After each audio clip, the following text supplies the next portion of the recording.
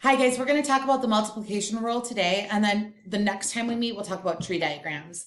The multiplication rule is a rule that we use when we want to figure out the probability of a sequence of events, like the probability of one thing happening and then the other and then the other. For example, maybe if you're playing a dice game, what's the probability that you would roll a 5 3 times? So you'd roll the 5 for the first roll, and then the second roll, and then the third roll, figuring that out. And we use the multiplication rule for that.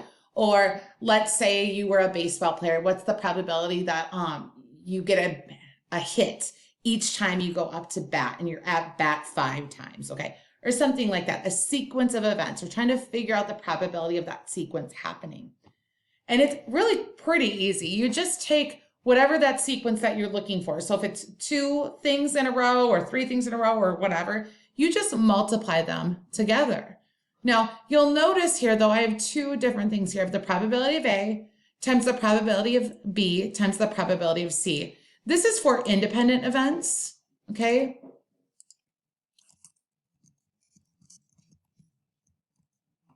And here you'll notice here the probability of A times the probability of B given A has happened times the probability of C given B has happened. This is for events that are not independent or dependent events. That's going to be our last example. Don't think too hard about this.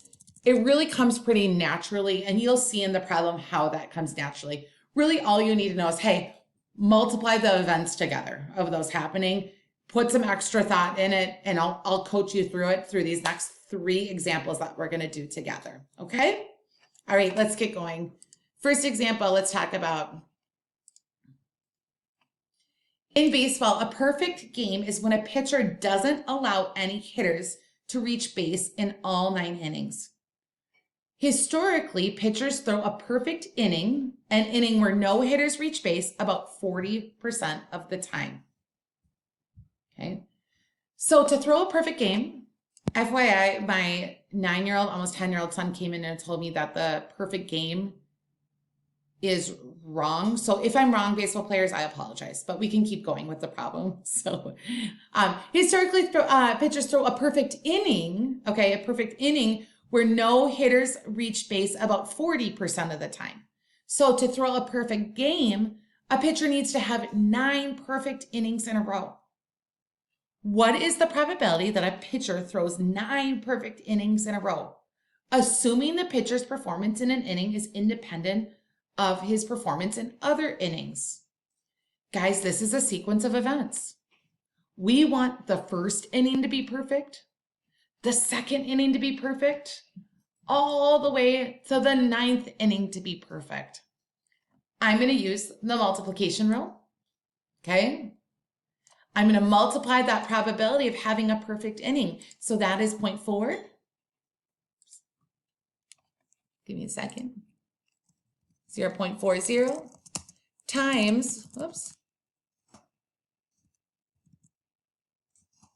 0.40, and I need to keep this up all the way until I get to the 9th inning. So I could multiply this 0.40, and I could do it 9 times, or, okay, hopefully you're thinking in your head, well, it would just be a lot easier to do 0.40 to the 9th power. Okay, so we can put that in our calculator right now.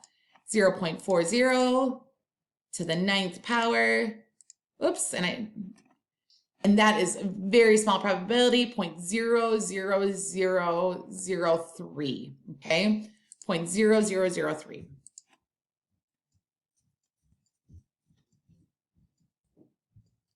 For those of you who don't know what this E is, just a friendly reminder, that's scientific notation. So that means times 10 to the -4, which means I move this decimal back 4 times. 1, 2, 3, 4. I put a 3 here instead of a 2 because of this 6, which means I round it up.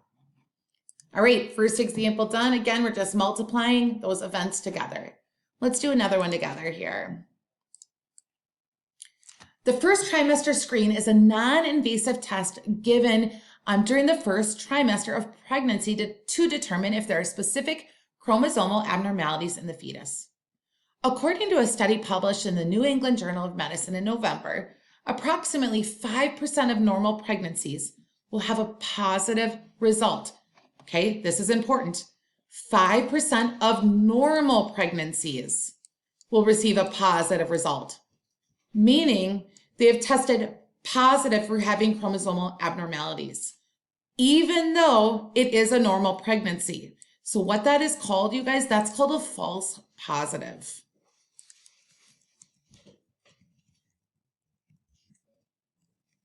Okay. Among 100 women with normal pregnancies, what is the probability that there will be at least one false positive test? Okay, so this one can be tricky, but I'm going to show you, hopefully you remember what I've taught you in previous videos when we talk about at least one. I want to talk about why we do that now. So at least one would mean out of the 100 women, 1 out of the 100 women would be a false positive. So that means I would have to multiply 0.005 times 99, and that could come in any situation, okay? Then at least 2 women, I would have to calculate at least 2 women have a false positive. At least 3 women have a false positive, so on and so forth. So I would have to do the probability of 1 out of the 100 having a false positive. Or, so I would have to calculate the probability of 2 because that's at least 1. 2 is at least 1. 2 of the 100 having a false positive. Or, again, at least 1 means the probability of 3 of the 100 having a false positive. I have to continue to do this all the way up to the probability of 100 of the 100 having a false positive. Okay, again, what is the probability that there will be at least 1 false positive? At least means 1 of the 100 would have a false positive, or 2 of the 100 would have a false positive, or 3 of the 100 would have a false positive, or so on and so forth. So that's why I said, you guys, whenever you see the word at least 1, do 1 minus the probability of none.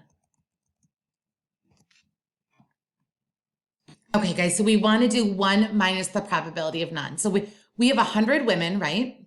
Hold on, give me a second.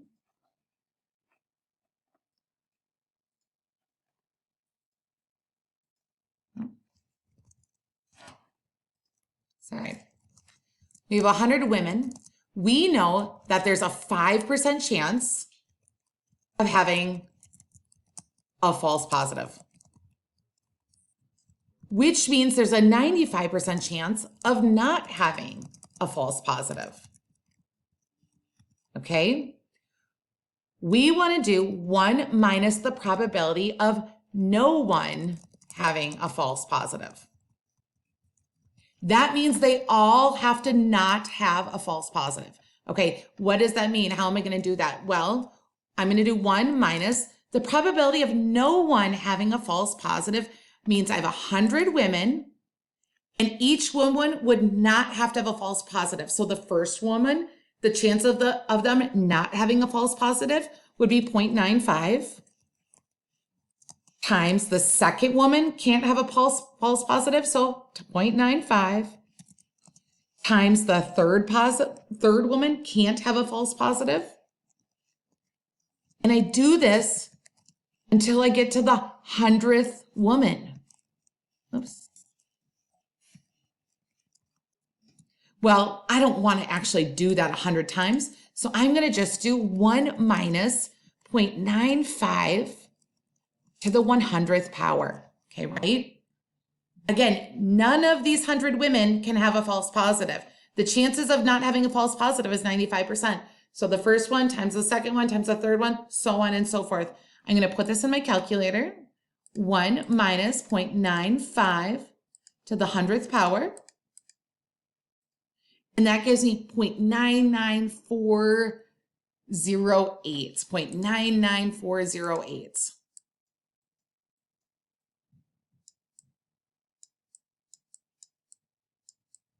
That means there's about a 99.408% chance that at least one person will have a false positive when they take this test. Okay, write down any questions that you might have.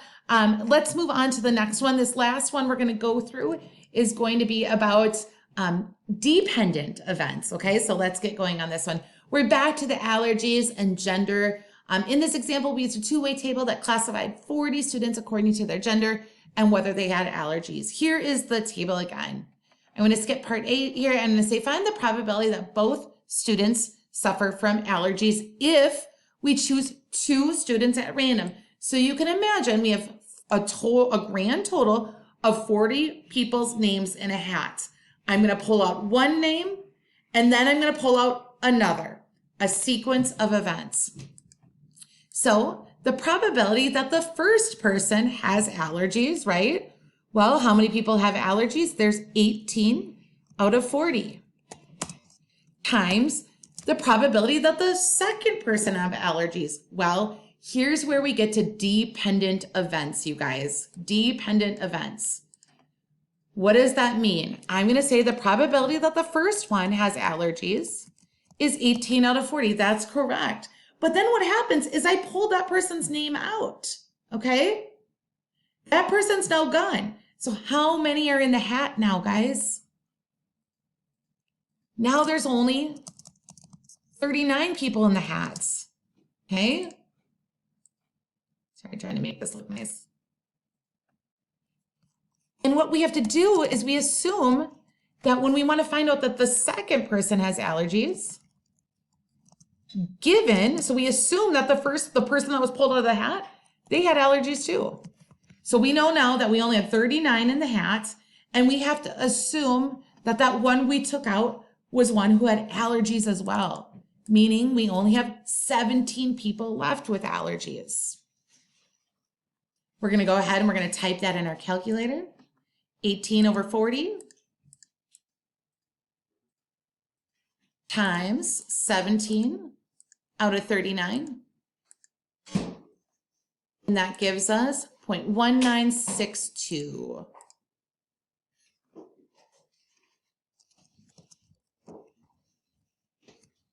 Okay, so again, here was just an example of dependent events because we're choosing names out of a hat, per se, and that's going to be changing the probabilities of the next event. That is for us the multiplication rule. We're going to get into tree diagrams next, but we will wait till next time we meet. We are almost done with our probability section. You guys, good job.